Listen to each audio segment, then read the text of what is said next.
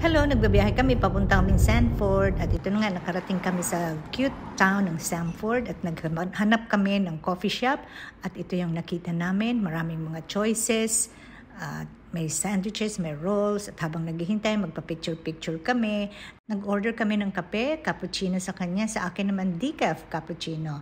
At ito yung aming lunch, sandwich at roasted salad. Naglakad-lakad kami pagkatapos sa playground at tinignan namin kung anong itsura na may nakita kaming birdhouse. So nag-isip bata din kami at nag-enjoy kami mag-swing, pati si Lloyd. So ganun lang para enjoy kami. Tapos may na-discover kami. Hey, that's the railway station. This one? Yeah, it used to be the railway station. Oh really? The train used to come out here. So nilakad nga namin para makita namin kung anong itsura ng train station noon. Ang gandang tingnan ng mga lumang building noon. So ito na yung naging kinagisnan niya, shop.